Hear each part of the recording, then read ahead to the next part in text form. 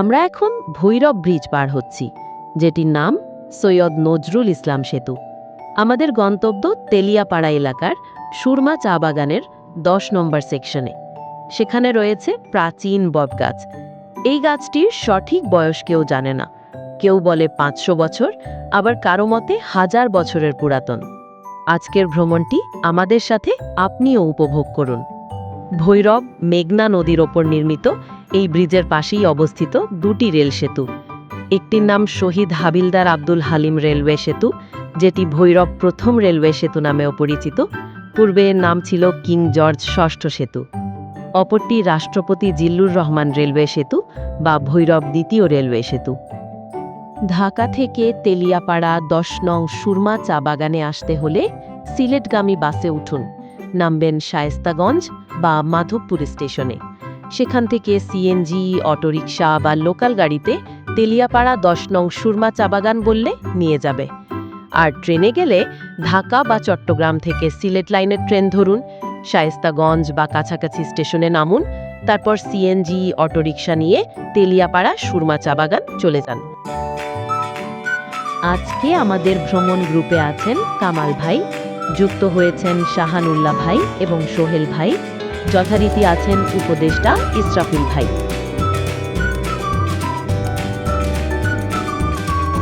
আমরা চলে আসছি তেলিয়াপাড়া এলাকার সুরমা চা বাগানে।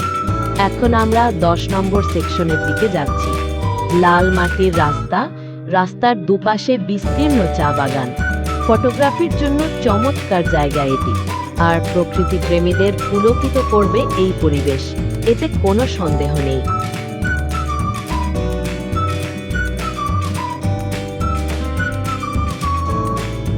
আমরা চলে আসছি সুরমা চা বাগানে ১০ নম্বর সেকশনে।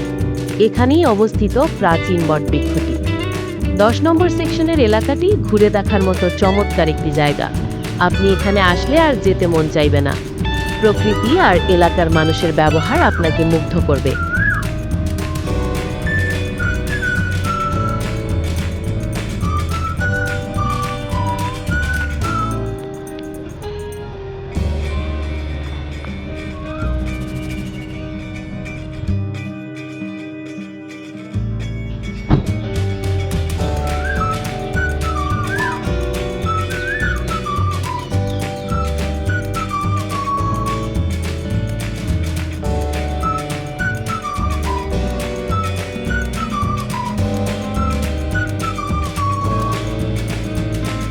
প্রথম দেখাতেই এই গাছের বিশালতা বিস্মিত করে দর্শকদের।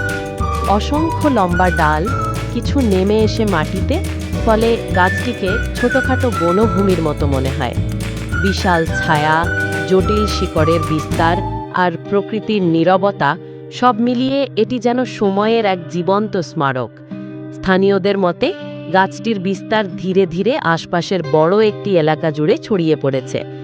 এ কারণে অনেকেই এটিকে শুধু একটি গাছ নয়, বরং প্রকৃতির এক বিস্ময় হিসেবে দেখেন। এই বটগাছকে ঘিরে স্থানীয় মানুষের মধ্যে নানা গল্প ও লোককথা প্রচলিত রয়েছে। প্রজন্মের পর প্রজন্ম ধরে এলাকার মানুষ এই গাছকে দেখেছে একই স্থানে দাঁড়িয়ে থাকতে।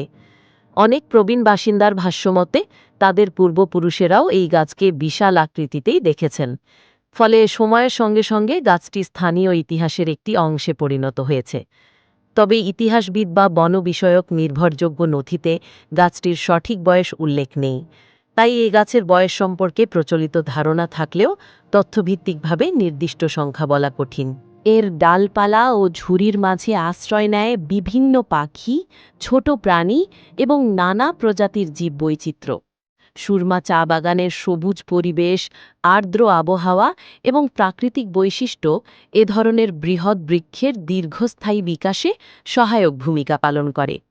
এই বটগাছ তাই শুধুমাত্র দর্শনীয় স্থান নয়, বরং পরিবেশ ও জীববৈচিত্র্যেরও একটি গুরুত্বপূর্ণ অংশ।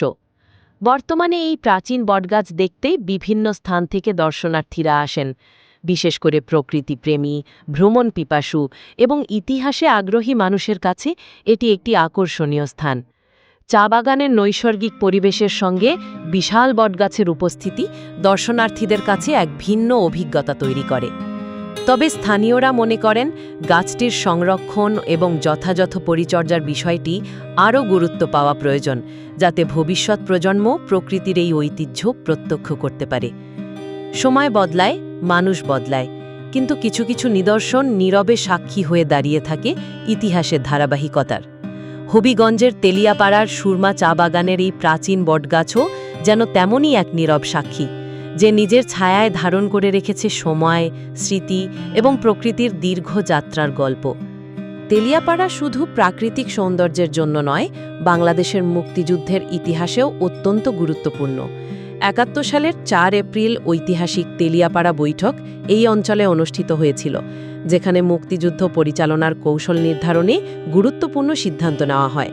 এ কারণে তেলিয়াপাড়া বাংলাদেশের ইতিহাসে একটি স্মৃতিবহ স্থান হিসাবে পরিচিত। পরবর্তী ভিডিওতে আপনাদের দেখাবো তেলিয়াপাড়ার সেই ঐতিহাসিক জায়গা, শোনাবো তার ইতিহাস।